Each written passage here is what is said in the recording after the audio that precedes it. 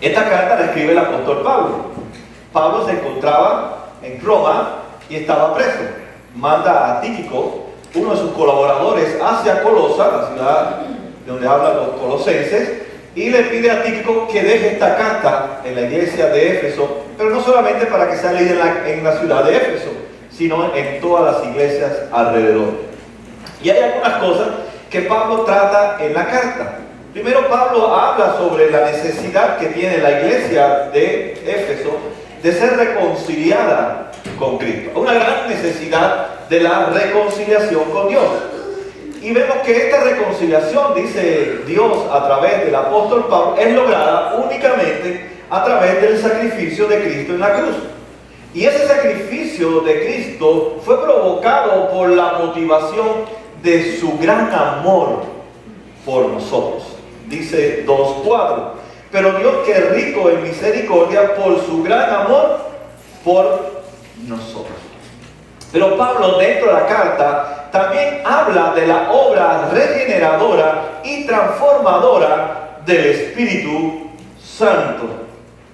3:17 dice: para que por fe Cristo habite en sus corazones, y pido que sean arraigados y cementados en amor, puedan comprender junto con todos los santos cuán ancho y largo, alto y profundo es el amor de Cristo. En fin, que conozcan ese amor que sobrepasa nuestro conocimiento, para que sean llenos de la plenitud de Dios. Ahora, el que detengamos la necesidad de la reconciliación, y Dios nos ha reconciliado con Cristo, y que haya la obra regeneradora y transformadora de Dios a través de su Espíritu Santo y con la muerte de Cristo en la cruz, no nos quita a nosotros la responsabilidad.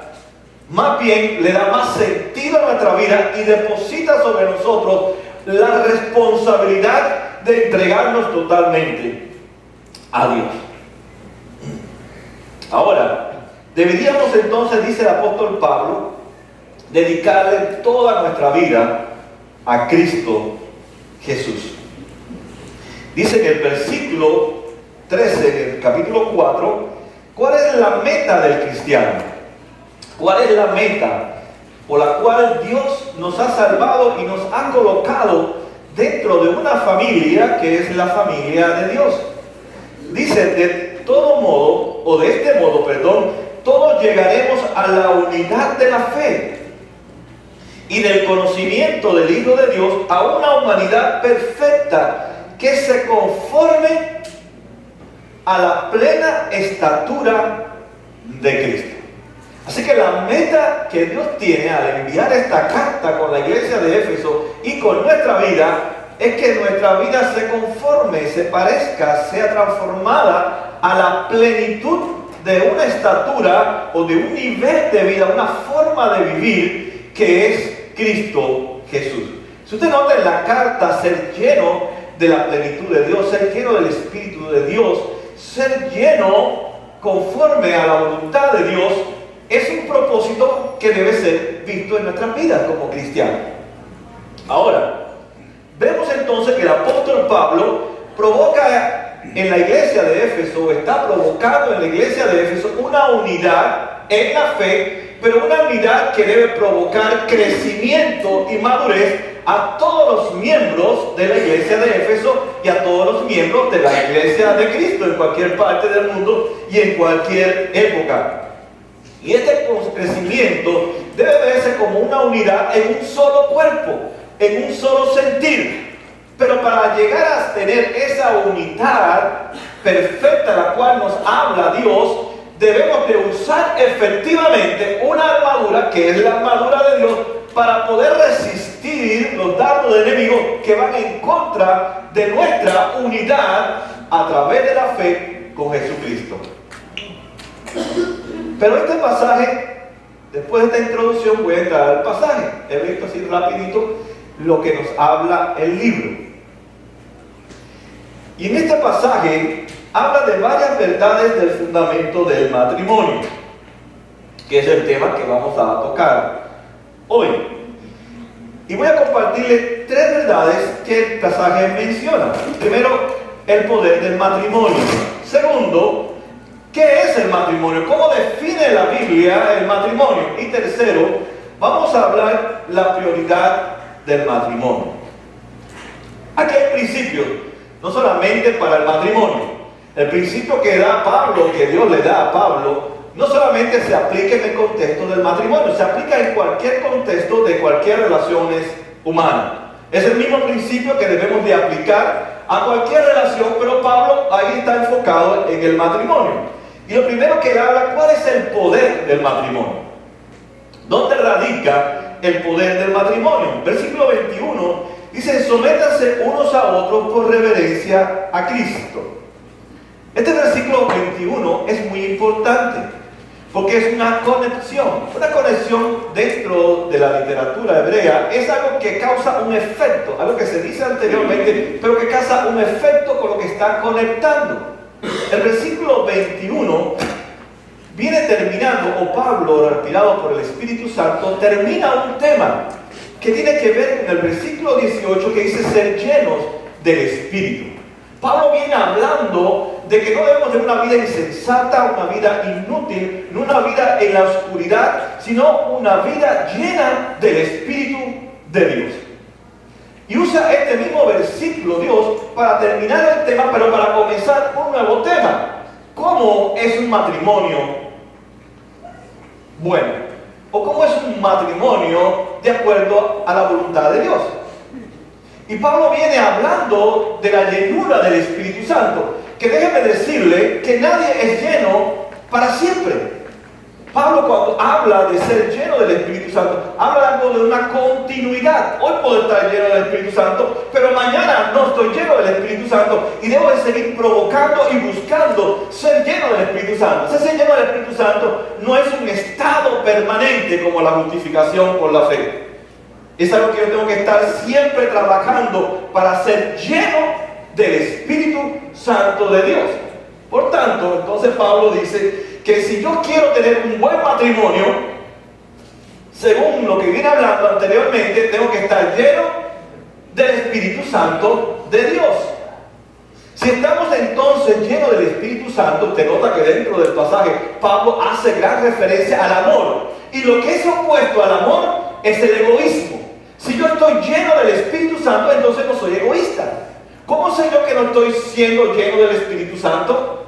Cuando comienzo a pensar en mí mismo y no comienzo a pensar, en este caso, dentro del contexto, en mi pareja, o en cualquier contexto, en la otra persona. Ser lleno del Espíritu Santo, entonces, según el versículo 21 que conecta con el tema del matrimonio o la relación matrimonial, es estar lleno del Espíritu Santo de Dios. Por eso Pablo comienza y termina diciendo: sométanse los unos a los otros. En el griego, someterse y amor es lo mismo. Someterse y el amor es lo mismo. Porque Cristo se vació, se sometió a la voluntad de Dios, dice Pablo en el 4:13, por amor a nosotros. Entonces, someterme es un acto de amor. Por eso dice: hazlo con reverencia a Cristo. Hazlo por amor a Cristo. Un buen matrimonio entonces tiene que estar lleno del Espíritu Santo, ambas personas, el hombre y la mujer. Pero una de las cosas, yo estaba leyendo que Juan Calvino, hablando sobre la carta a los Efesios, él dice que nosotros dentro de nuestro corazón tenemos un gran abogado. ¿Sabes para qué son los lawyers? ¿Para qué? Para defendernos. Calvino dice que nosotros siempre tenemos un lawyer, un abogado en mi corazón, que siempre está tratando de defenderme a mí mismo. Por eso usted ve que nosotros, cuando alguien viene, tratamos de defendernos. Automáticamente, Martín Lutero dice que él tenía más miedo a su corazón que al Papa y los cardenales, porque su corazón era engañoso, más que todas las cosas. Amén. Ahora tenía más miedo a su propio corazón que al del Papa y al de los cardenales, que querían llevarlo a la hoguera. Y Calvino nos dice, también como anteriormente mencioné, cada uno de nosotros tiene un abogado en nuestro corazón. Cuando dice: tú te llevaste eso, dice el niño: yo no fui, fue mi hermanito, fue mi hermanita. Enseguida salta a defenderse. El doye, el abogado, aquí estoy para defenderme. Así que ser lleno del Espíritu Santo tiene que ver entonces con mi corazón. Es el Espíritu Santo trabajando en mi corazón. Si usted nota a Jesús en el pasaje, Pablo lo presenta como un siervo sufriente. Y eso es ser lleno del Espíritu Santo. Cuando yo tengo un corazón de siervo, un corazón que está dispuesto a servir a la otra persona y no esperar que la otra persona me sirva a mí. Por tanto, tener un corazón de siervo no es pensar en mí mismo, sino es pensar en la otra persona. Voy a poner una ilustración para que usted entienda qué es tener un corazón de siervo. Y voy a poner algo que todos conocemos. Todos tenemos auto, ¿verdad? Todos tenemos carro. Máquina, dicen allá en otros países. Al auto siempre hay que poner aceite, aunque hay hermanas y hermanos que se los olvidan. ¿Por qué que el auto, el motor tiene que llevar aceite? Porque hay fricciones dentro de él. Y esas fricciones, si no hay algo que lo lubrique en los pistones y en las válvulas, si no se están lubricando por la fricción de hierro con hierro, ¿qué le pasa al motor? Se traba, se rompe, se destruye. Por tanto, el aceite en medio de la fricción del matrimonio es tener un corazón de siervo, como Cristo lo tuvo, lo tiene, lo tendrá y nos ha enseñado. Si yo tengo entonces un corazón de siervo, que estoy dispuesto entonces a pensar en la otra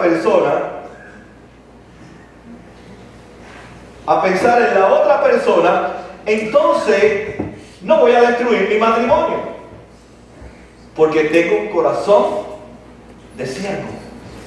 Estoy dispuesto para servir a la otra persona. Si no tengo ese corazón de siervo, eso que lubrica mi matrimonio o mi relación con mi papá, con mi hermano, con mi tío, en cualquiera de las relaciones. Tal vez usted dice, no estoy casado, no tengo problema. Pero si está soltero o soltera, si no se ha casado todavía, o tiene papá, tiene mamá, tiene hijos, vive con otras personas, en las relaciones humanas, tiene que haber un lubricante, y es un corazón de siervo. Y es lo que Jesús nos enseña en este pasaje. Él tiene un corazón de siervo, y un siervo que está dispuesto a sufrir por nosotros, al punto que se despojó de todo, para que nosotros tuviéramos todo también en Cristo Jesús. Significa entonces tener la capacidad de escuchar la crítica. Una de las cosas que más nos destruye es la crítica. Y es una de las cosas que provoca fricciones, no solamente en el matrimonio, sino en las relaciones humanas, la crítica. Y hay tres cosas importantes de la crítica. Primero, hay que tener esa capacidad de escuchar la crítica sin la autodefensa. Segundo, hay que tener la capacidad de hacer la crítica o de recibir la crítica sin aplastar a la otra persona. Y lo tercero que tiene que ver es la capacidad de perdonar sin guardar rencor, porque perdonamos pero guardamos rencores. Criticamos y recibimos crítica, pero con el propósito siempre en nuestra mente de destruir a la otra persona, a la pareja o al amigo, al hermano o al vecino. Pero el que tiene el don, que tiene la llenura del Espíritu Santo y tiene un corazón de siervo, tiene la capacidad entonces a través del Espíritu Santo a pensar no en sí mismo, sino a pensar en la otra persona. Entonces cuando voy a criticar, pienso en la otra persona, no pienso en mí. Cuando recibo la crítica, no pienso en mí, sino pienso en la otra persona. Y cuando voy a perdonar, no pienso en mí, pienso en la otra persona. Y eso me permite a no tener una crítica, como se le conoce, destructiva. Yo la he llamado que aplasta, que destruye las relaciones o el matrimonio en este caso. Ahora, ¿de dónde viene entonces, dice Pablo, ese corazón de siervo? El estar llenos del Espíritu Santo de Dios. Y que no es que usted lo logró y ya tengo la llenura del Espíritu Santo. Es algo que es cada día, cada momento, cada instante de nuestra vida. Vamos buscando la llenura del Espíritu Santo y Jesús se hace cada vez más real en mi vida. Porque busco ser lleno de la plenitud de Dios y llegar conforme a la estatura de Jesús. Voy a ponerle otro ejemplo. Por ejemplo, en este país, no tanto en otros países, es muy popular los dates. Los dates es las citas románticas, sería más o menos la traducción. Los muchachos y las jóvenes en este país, cuando están en high school, ya están deseosos de tener un date.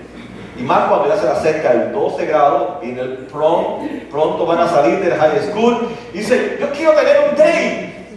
No tengo un date. No tengo una salida, una cita romántica con ninguna muchacha ni con un muchacho. Y supongamos que esta muchacha, este muchacho es cristiano. Y uno le puede decir, o el pastor, el papá le dice, pero hija, tú eres un hijo de Dios. Tú eres una hija de Dios. Cristo te ha perdonado. Cristo murió por ti en la cruz del Calvario. Mira cuánto Él te cuida, cuánto Él te ama. Pues dice, sí, papá, pero yo no quiero un date. Yo quiero una cita romántica. El asunto es que la niña está insatisfecha. O el niño o el jovencito está insatisfecho. No está viviendo en la llenura del Espíritu Santo de Dios.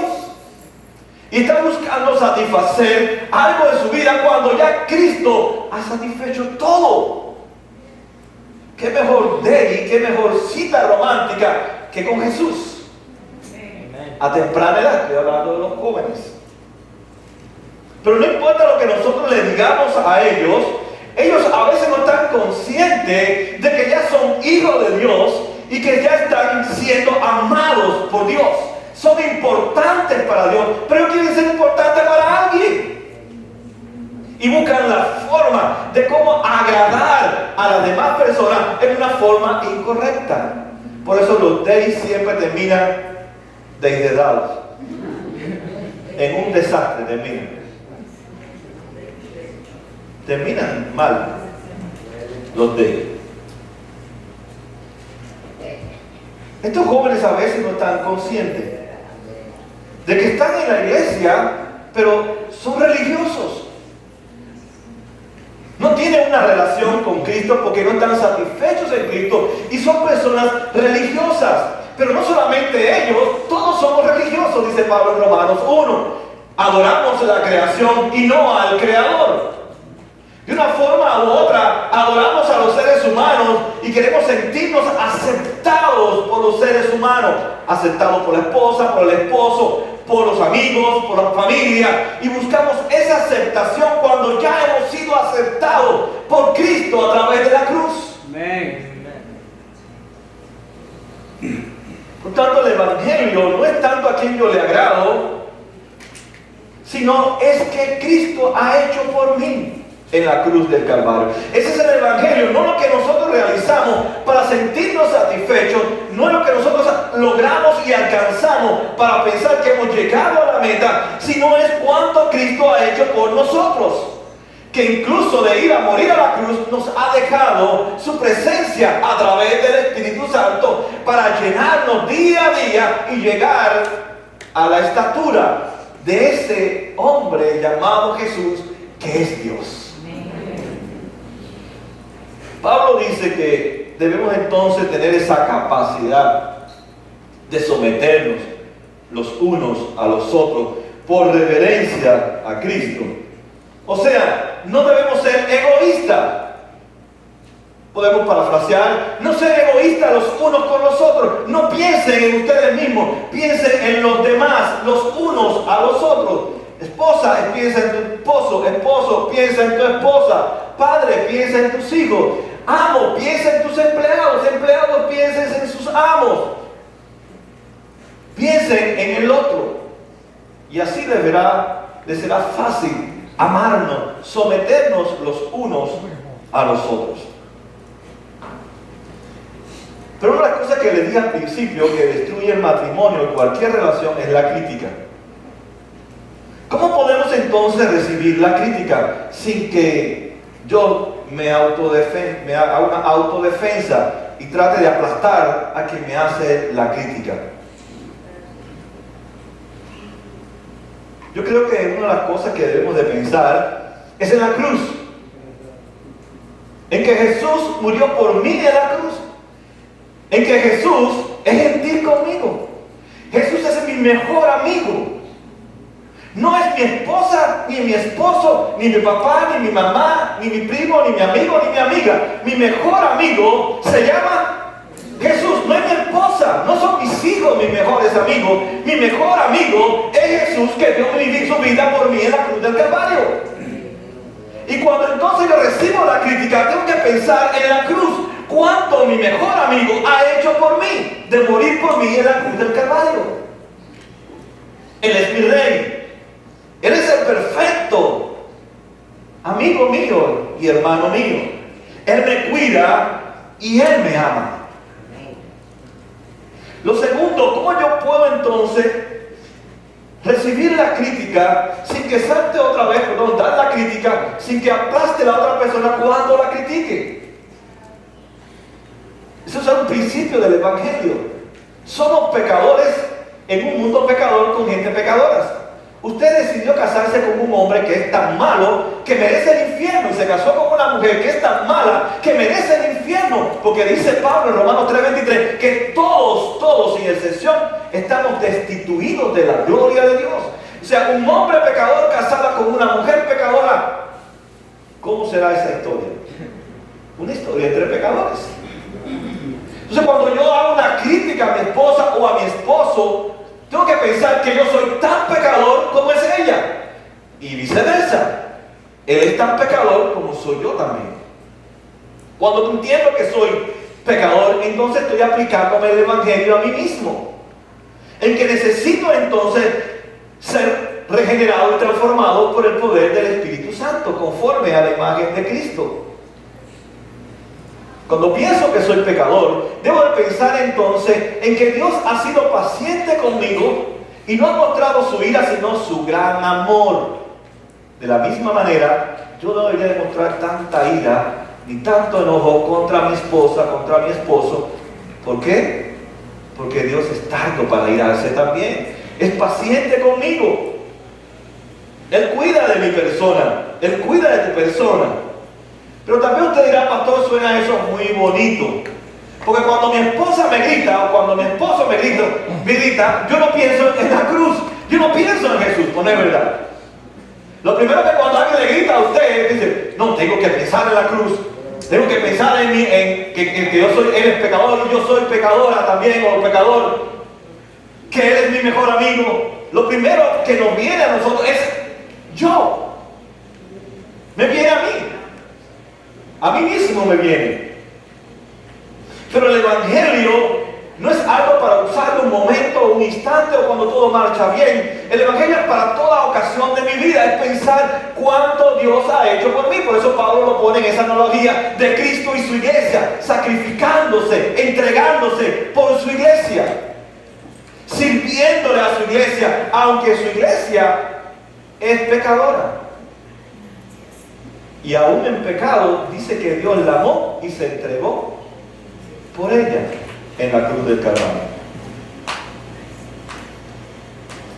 Si usted nota, los muchachos en la época de hoy en las escuelas leen muchos libros, y también hay personas que leen libros y ven televisión. Es bueno leer, es bueno ver, pero hay que tener cuidado con qué ve y con qué lee, porque lo que más influye en la mente nuestra es lo que usted ve y lo que usted lee. ¿Y sabe que usted termina haciendo lo que usted lee? Usted llega a captar el pensamiento de esa persona. Por eso es bueno que usted lea y relea y vuelva a leer el Evangelio. Mientras más usted lee el Evangelio, satura su mente del Evangelio, y los pensamientos del Evangelio controlan su mente. Influyen sobre su mente. Influyen sobre sus decisiones. En lo que hay en su corazón. Porque lo más que usted lee es lo que más va a influenciar en su vida. Y los muchachos leen muchas cosas en las escuelas que no tienen que ver con el Evangelio, pero no leen el Evangelio.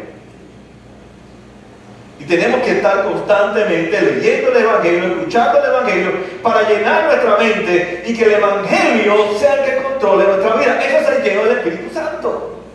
Constantemente tengo que estar leyendo el Evangelio, lo que Jesús hizo por mí en la cruz del Calvario, para que controle mi corazón. Jesús dice que lo que hay en mi corazón es lo que habla mi boca. ¿Usted se imagina si nosotros tuviéramos una buena relación con Cristo? Si nosotros tuviéramos esa relación que Dios demanda en su palabra, ¿cómo serían nuestras relaciones con los demás? Cuando alguien nos criticaría, entonces usaríamos el Evangelio, pensaríamos el Evangelio. Cuando fuéramos a dar una crítica, pensaríamos en el Evangelio. El Evangelio no ofende, el Evangelio trae vida. Amén. Aún cuando tenemos que perdonar, si pensáramos en el Evangelio, perdonaríamos y no guardaríamos rencor a esa persona por lo que nos ha hecho, porque pensamos que yo como pecador he triplicado y cuadriplicado el pecado, no contra la persona, sino contra Dios, y Dios me ha perdonado. Y por eso puedo perdonar como Dios me ha perdonado a mí sin rencor.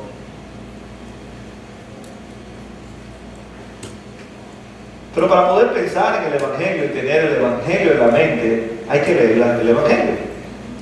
Hay que orar, hay que leer las Escrituras, estudiar las Escrituras, tener comunión los unos con los otros, como Pablo dice en la primera parte del pasaje del capítulo 5. Dice que tenemos que hablar con salmos, con himnos espirituales, como si estuviéramos hablando constantemente de Cristo.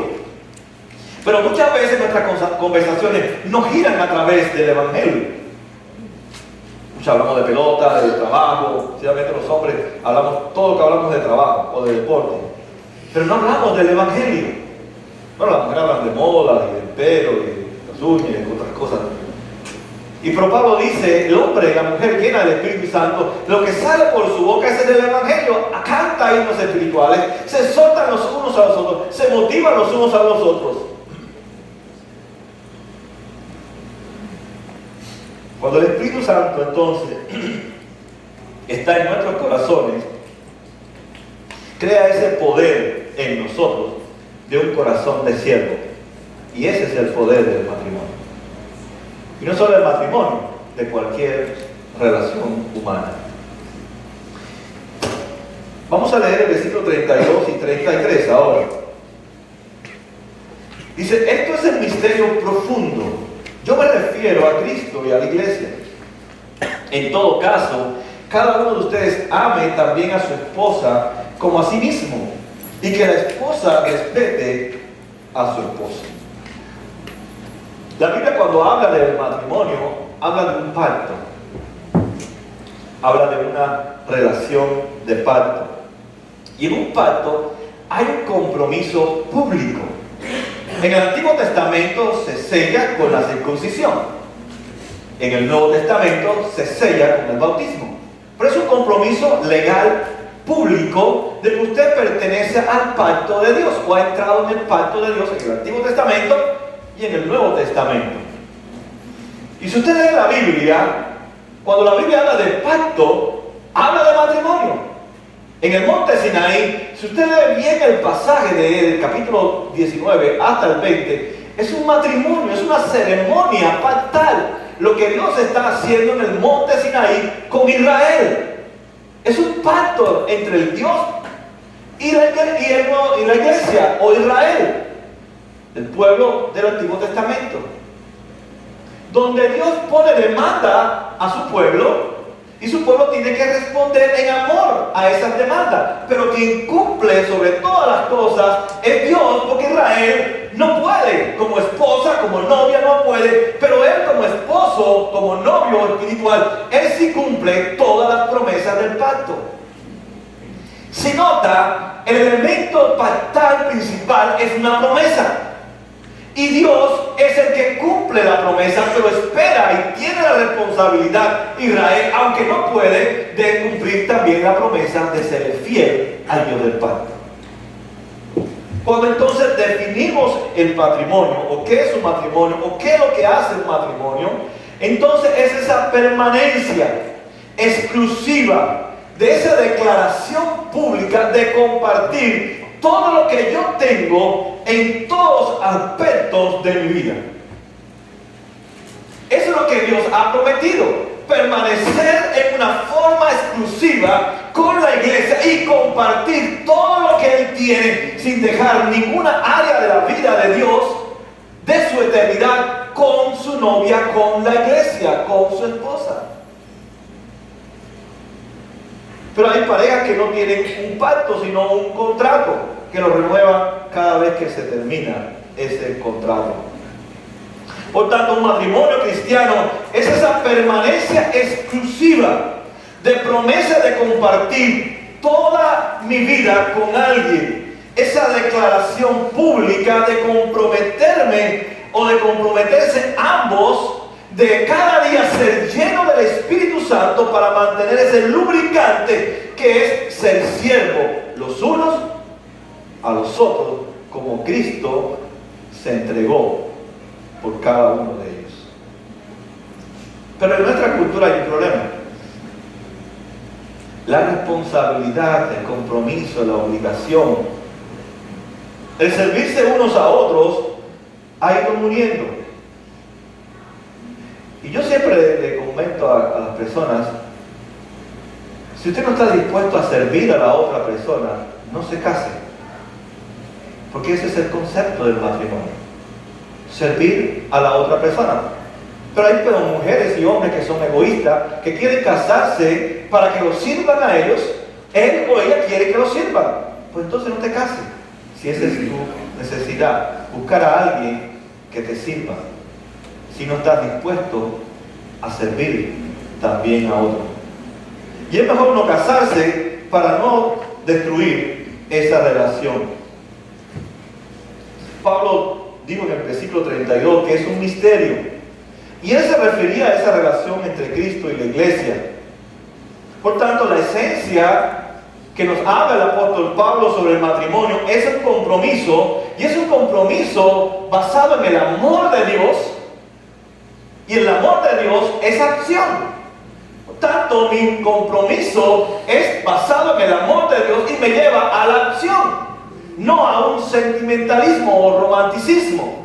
Y la cultura define hoy el matrimonio, o hace el matrimonio en sentimiento. Porque usted dice, ya no siento amor, se acabó el amor, ya no siento nada por ti, sorry, see you later, ya no puedo verte más.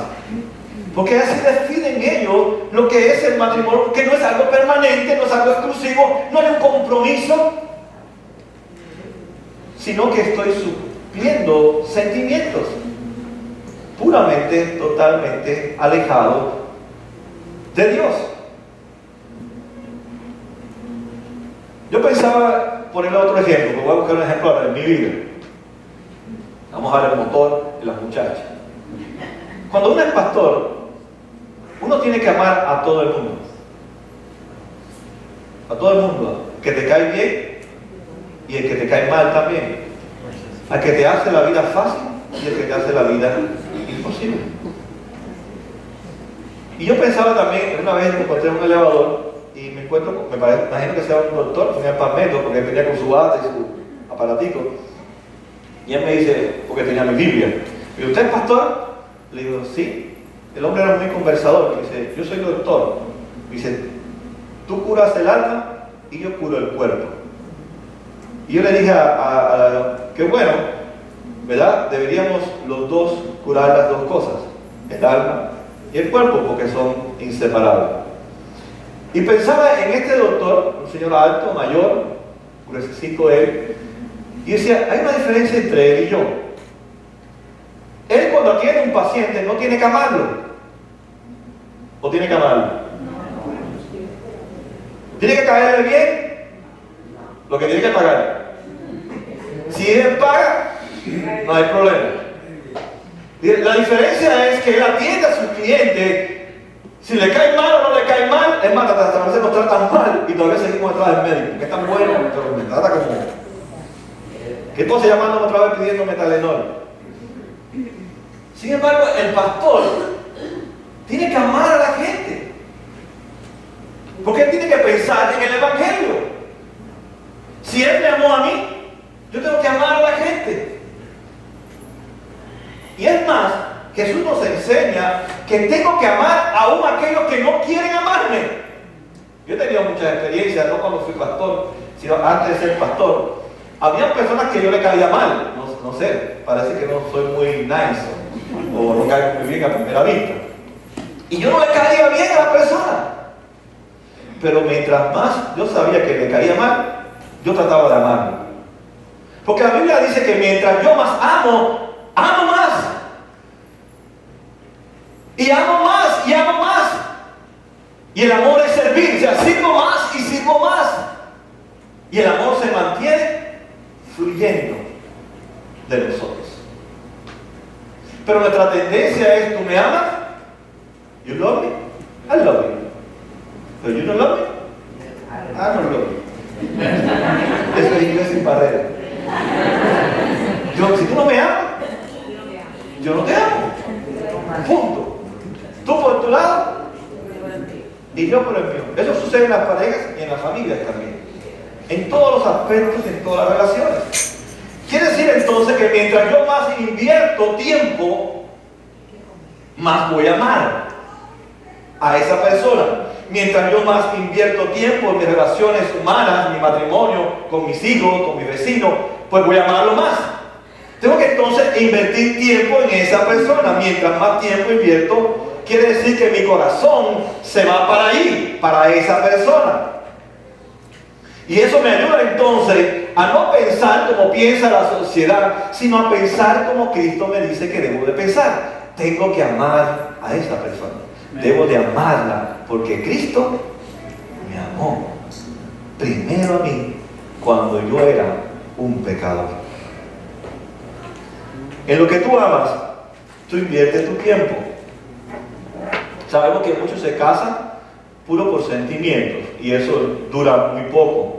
Vemos que no quieren invertir tiempo en esa relación, no se sacrifican, no comparten, no se escuchan, no se sirven unos a los otros. Pero si hemos decidido casarnos o tener nuestra relación con una persona, hombre o mujer, entonces debemos decidir amarlo día a día.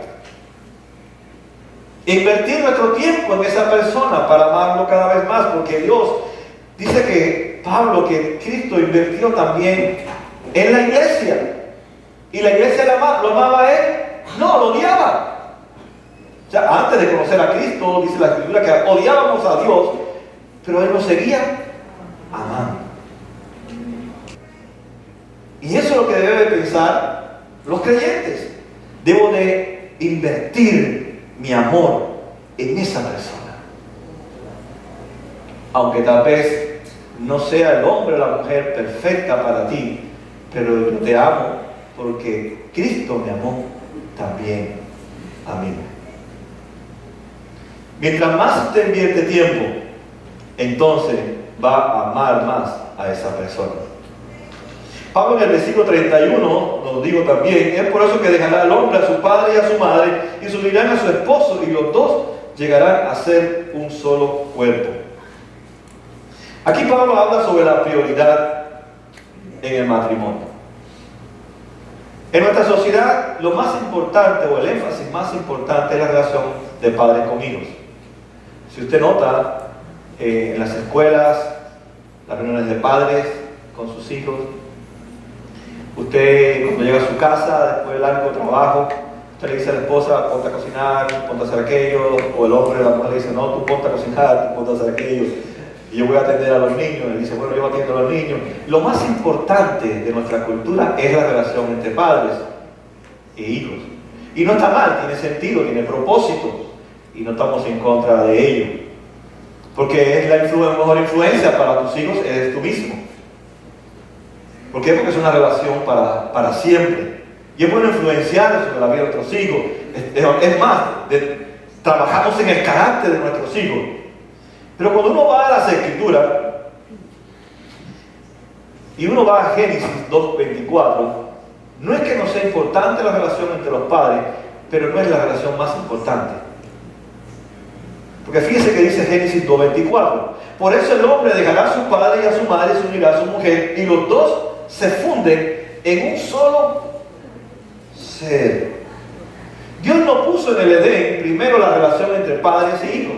Puso primero un hombre, una mujer, un esposo y una esposa. Y después de la caída comienza a hablarnos entonces Dios sobre la relación entre padres caídos, padres pecadores, con hijos pecadores. Y ya con esposas y esposos pecadores. Pero en el Edén Dios nos pone hombres, un hombre y una mujer perfecta, conforme a la perfección de Dios, en una unión, en un pacto matrimonial, que era Adán y era Eva.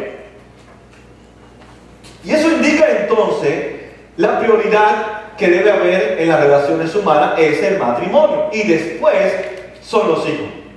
Una de las tendencias que tienen las parejas cuando tienen problemas es refugiarse en algo. ¿Y qué comienzan a refugiarse? En los hijos. Vámonos para el parque, pero no quiero saber nada de tu padre. Vámonos para el shopping, para el Mall de las Américas. O vamos para el Dolphin porque tu padre me tiene ya que no lo soporto. O no, vamos a jugar béisbol porque tu madre nada más que llegaba empieza a gritarme, a mandarme a cambiar el pamper de tu hermanita. Vámonos para... Yo me voy con el niño para el parque.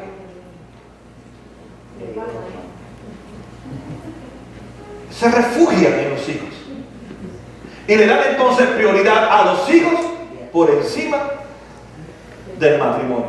Y es la prioridad que le damos. Estamos hablando, debe ser bíblicamente la mujer y el hombre que Dios te puso por encima, ni están delante, ni en la cabeza, ni detrás de tus hijos. Es el matrimonio, porque es el fundamento de la familia. Los hijos, la relación padre e hijo no es el fundamento de una familia. El fundamento bíblico es el matrimonio. Si es un buen matrimonio conforme a los principios de Dios, de ser siervos los unos a los otros, pues entonces eso se va a ver en la vida de los hijos, y los hijos serán tan siervos como sus propios padres, porque han modelado que la prioridad número uno en las relaciones humanas es su esposa o es su esposo, no son sus hijos. Después vienen sus hijos. Si usted pone por encima del matrimonio o por delante del matrimonio sus relaciones humanas con su papá, con su mamá, es el mismo problema. Va a haber problema en el matrimonio. No son sus padres la número uno. No son sus padres los que controlan su matrimonio. No es que tiene que ir a preguntarle a papá y a mamá, ¿qué tengo que hacer ahora en mi matrimonio? Y usted ve que siempre las hembras, en este caso, siempre están tirando para los padres de ella. Vamos a ver a papá, hay que decir lo que dice papá, hay que cumplir a papá, es lo que papá, y papá, y papá, y papá, y papá. Y es un mashed potato. No, es tú y yo. Yo decidí casarme contigo, no con tu papá. Y tú te casaste conmigo, no con mi mamá, ni con mi papá. Por eso dice Génesis 2:24, que tú tienes que dejar a tu papá, yo tengo que dejar a mi papá, para los dos comenzar a trabajar en ser uno solo, que eso toma mucho trabajo. Y por tanto, papá y mamá de ambos lados no definen qué es un hombre, qué es una mujer, qué es un matrimonio. Eso está definido por la palabra de Dios. No sé si usted ha conocido, hay mujeres, o antes de casarse, buscaban un hombre que trabajara mucho. Eso es, 3 trabajos, 4 trabajos. Dice, bueno, si busco un hombre que tenga mucho trabajo, ese va a ser el hombre que más me va a amar. Pero también hay mujeres que dicen, bueno, si encuentro un hombre que me ayuda a cambiar los pampers, limpiar la fuera, hacer todo, ese hombre me va a amar. Pero por el otro lado está el otro hombre, que no se conoce todavía, y dice, bueno, si mi esposa lo hace todo, o la muchacha que voy a encontrarme lo hace todo, ella me ama. Pero si yo trabajo mucho, ella se va a sentir amada por mí. Pero cuando entran y se casan y se encuentran cosas de la vida por ahí, y se casan, entonces le dice la muchacha, ¿tú me puedes ir a cambiar el pan, sí? Pero si me he pasado el día entero trabajando, ¿tú no me consideras? No, pero tú tampoco me consideras porque yo también trabajé y tú no puedes ayudarme. Porque ella o él están trayendo el modelo del papá, de cómo era el papá con su mamá, que es totalmente diferente. Y muchos de nuestros padres no eran ni cristianos, por tanto tenían conceptos totalmente errados. Pero cuando la Biblia habla del matrimonio, y debe ser la primera prioridad de la pareja, y no a nuestros hijos, podemos descubrir entonces que el matrimonio es un nuevo comenzar. Es un nuevo comenzar. Es una nueva familia. Por tanto, si usted nota, el matrimonio es como la vía de redención. Es comparada como la redención por Dios en la cruz del Calvario a través de Cristo. Cuando somos redimidos, ¿qué queda atrás? Todos nuestros pecados, todos nuestros malos hábitos, todas las enseñanzas que abuelita y abuelito nos enseñaron de un montón de cosas, del matrimonio, de cómo relacionarnos, de cómo cocinar, de cómo tratar a tu esposo, si hay que poner la chancleta, si hay que llevarle la toalla, que si él trabaja, que si yo no trabajo, una serie de cosas que llevamos al matrimonio, y la redención es dejar todo atrás en la vida pasada y comenzar una vida nueva. Eso lo llama el nuevo nacimiento. El pecado queda atrás, los malos hábitos, las malas enseñanzas. Es un nuevo comenzar. No como un hombre, no como una mujer, porque estamos hablando de redención. Es un nuevo comenzar con Cristo Jesús. Por tanto, todas nuestras costumbres dentro del matrimonio, dentro de la familia, que aprendimos nuestros padres, más bien ahora causan problemas. Porque esta es una nueva familia ahora redimida por Cristo Jesús. No es la misma familia de tus padres, que no eran cristianos.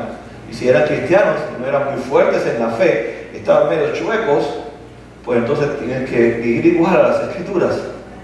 Porque es la que define cómo es un hombre, cómo es una mujer, cómo es un matrimonio. Ambos, dice Pablo, tienen que someterse los unos a los otros, tienen que amarse, tienen que servirse los unos a los otros, tienen que dejar de pensar en sí mismo y entregarte por los demás o por la otra persona, si como Cristo se entregó por nosotros. Así que esto es un nuevo comenzar, es una nueva familia. Y Pablo nos dice que mientras más pensamos en el matrimonio, por eso esta analogía con el matrimonio, mientras más pensamos en el matrimonio, mientras más pensamos en la dinámica, que es la otra analogía que usa Pablo dentro del matrimonio, mientras más pensamos qué es el matrimonio y esa dinámica que hay en el matrimonio, más tenemos que pensar en la dinámica y cómo Dios nos ha salvado para no solamente pensar en nosotros, sino ser siervos de los unos a los otros, como Cristo es el siervo sufriente. Y por tanto, cuando pensamos en el matrimonio, no podemos dejar de pensar en la salvación, en la redención que Dios ha ofrecido a través de Cristo. Redención entonces es comenzar de nuevo, dejar todo atrás. Dios no inventó el matrimonio para que tú llenes tus frustraciones. Dios no inventó el matrimonio para que tú seas un hombre o una mujer feliz. Dios no inventó el matrimonio para que tú fueras un autoritario, un mandón o una mandona dentro de esa relación. Cuando uno va a las Escrituras, Dios estableció el matrimonio como un medio de santificación. Por tanto, Dios usa a mi esposa y yo soy usado por Dios para santificar la vida de ella. Porque cuando yo vaya a criticarla, yo debo criticarla pensando en Cristo Jesús y eso me santifica. Y cuando ella va a criticarme, debe de pensar en Cristo y eso la santifica a ella. Cuando voy a ser egoísta, pienso que Cristo no fue egoísta, sino que se entregó todo por mí y eso me santifica a no ser egoísta. Cuando digo no quiero servirte, pero pienso cuánto Cristo me ha servido, me santifica y comienzo a servir. Por tanto, el matrimonio es un instrumento de Dios para santificar al pueblo de Dios. Lo hizo con Abraham, lo hizo con Isaac, Y lo hace con nosotros. Por eso Él dice que quiero presentar a mi novia, a mi iglesia, a mi esposa. ¿Cómo? Sin arrugas, sin manchas, perfecta.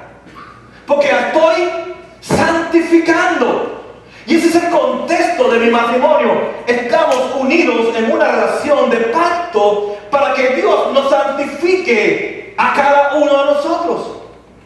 Para que yo deje de ser egoísta, para que muera mi egoísmo y pueda resurgir en mí la naturaleza de siervo, de estar dispuesto a servirla a ella.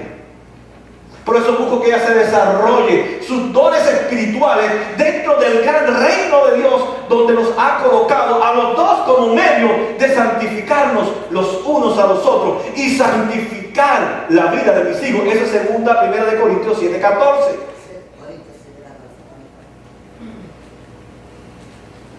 Nuestros hijos son santos porque nosotros somos santos. Como así, dentro del contexto del matrimonio, Dios santifica a las dos personas. También nuestros hijos se santifican dentro del contexto de la familia, porque son parte o frutos de esa relación. Nunca podríamos entender con claridad el pago de nuestros pecados si no hubiera existido nunca el matrimonio. Si no hubiera existido esta relación que Dios estableció, ¿cómo podríamos ser llenos del Espíritu Santo de Dios día a día, viviendo con una persona 24 horas a la semana, 24 horas al día, por 365 días, por toda una vida, hasta que Dios me lleve a su presencia? ¿Cómo podría ser? ¿Cómo podría entender el perdón? ¿Cómo podría entender ser humilde? ¿Cómo podría entender realmente que cuando critico sea pensando en Cristo para edificar a esa persona, sino en el contexto del matrimonio? Dios, es algo impresionante lo que Él hace con el matrimonio. Toma un hombre y una mujer egoístas, pecadores, y toma toda su vieja naturaleza y la lleva y la clava en la cruz del Calvario y lo hace nacer de nuevo para que usted tenga un hombre y una mujer nueva. Amén. Para su bien, para que la sirva, para que la ame mutuamente y ambos se ayuden a crecer espiritual delante de la presencia de Dios. El amor es acción. El amor siempre está en contra del egoísmo. El amor vence el egoísmo. El amor nos da un corazón de siervo. Ese es el gran misterio que habla Pablo entre Cristo y su iglesia. Mientras más aprendemos del matrimonio, más entenderemos nuestra salvación y nuestra santificación dentro del contexto de la iglesia y del matrimonio y de las relaciones humanas. Pongamos de pie para orar. Señor, gracias.